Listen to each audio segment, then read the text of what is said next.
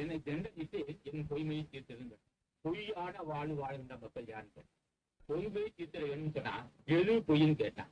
இந்த இடங்களையும் பெண்களையும் இயங்குகின்ற இடம் கீழ் நோக்கி, இந்த சுவாசம் கீழ் நோக்கி வாழ்ந்தால் அது பொய்யான வாழ்வு. என் பொய்மையை தீர்த்தல் வேணும்னு சொன்னார். அப்போ பொய்யான வாழ், பொய் அதை பொய்ய உண்டு பண்ணணும்னு சொல்றாங்க. அப்ப இந்துவும் வானுவும் இலங்கும் தரது. இந்து என்பது சூரிய சந்திரகளை, வானின் சூரியகளை. இலங்கும் தளம் என்பது இங்கே செல்லுகின்ற இடம். இது கீழ் நோக்கி செல்லுகின்ற இடம். இது கீழ் நோக்கி சென்றால் அது பொய்யான வாழ்வு, அது தீர்க்க முடியாத ஒரு, அது பிறவி துன்பத்தை உண்டு பண்ணுகின்ற மார்க்கமாகும். கீழ் நோக்கி வாசி சென்றான்.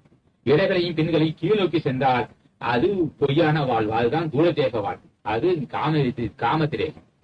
அது காமத்திரேகம் மட்டுமில்ல, நரகத்துக்குரிய வாழ்வாகும். மீண்டும் பிறவிக்குரிய மார்க்கத்தை உண்டு பண்ணும் கீழ் நோக்கி பார்க்கும்போது. அப்போ இந்துவும் தானும் இலங்கா தலத்திரை வந்தித்தல் நந்திக்கு மாபூஷன் சொன்னார். அப்ப இந்துவும் பானுவும் இலங்கும் தலத்திரை வந்தித்ததெல்லாம் அசூரருக்கு வாரியான்னு சொன்னார். அசூரருக்கு தான் அது ஆதாயத்தை உண்டு பண்ணும். அது அசூரத்தன்மை எதுன்னு கேட்டால் மெய் உணர்வு, காம விகாரமற்ற ஒன்று ஞான வாழ்வு, அது தேவ வாழ்வு. காமத்து குற்ற அத்தனையும் அசுர வாழ்வு. இங்க சொல்றாரு வந்தித்ததெல்லாம் அசுரருக்கு வாரியம் சொல்றாங்க. இடங்களையும் பெண்களையும் இயங்கக்கூடிய வாழ்வு பசி எடுக்கும். மூச்சு காற்று நம்ம என்ன சொல்லியிருக்கோம், 21,600 முறை வந்து போன்ற காரணத்தினாலே உள் கழிவு கணங்கள் இயங்கும். கழிவு கணங்கள் இயங்குவதனால பசி வரும்.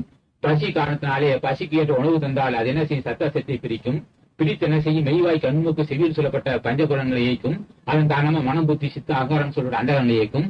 அதன் காரணமா மன கிளர்ச்சி ஏற்பட்டு காம விகாரத்தை உண்டு பண்ணும். அதன் காரணமாக நரகிற வரும். அதன் காரணமாக முதுமை விழுந்து போவோம். அப்போ இந்த உணவு நாம் என்ன செய்யறோம், வாசி இப்படி இயங்கும் போது உணவு தந்தால் பசி இருக்கும். அதன் மூலமா காமத்தை உண்டு பண்ணி அசுரர் வாழ்வு, அசுரருக்கு அது ஆக்கத்தை உண்டு பண்ணி சொல்றாரு. இந்த சுவாசத்தோடு நம்ம வாழ்ந்தால் அசுரருக்கு தான் அது ஆக்கத்தை உண்டு பண்ணுறார். அசுர வாழ்வுக்கு தான். அப்ப அசுரத்தன்மை எதுன்னு கேட்டால் சொன்ன அசுரத்தன்மை எது, காம விகாரம், நரகரை மூப்பு, விகாரம், விகாரமான ஒன்றெல்லாம் அசுரத்தன்மை சொல்றார். அப்போ வந்தித்ததெல்லாம் அசுரருக்கு வாரியா, அவர்களுக்கு ஆக்கத்தை உண்டு பண்ணும்.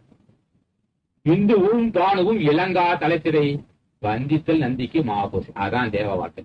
இலங்கா தலைத்தினர் இடங்களையும் பெண்களையும் கீழ் நோக்காது ரெண்டும் சேர்ந்து குறுமத்தை செலுத்தி விட்டால் அது வந்தித்தல் நந்திக்கு மாபூஷம், அதுதான் மேலான வார்த்தை, அது தேவ வார்த்தை. அதுக்கு நாம பாடுபட்டுறோம்.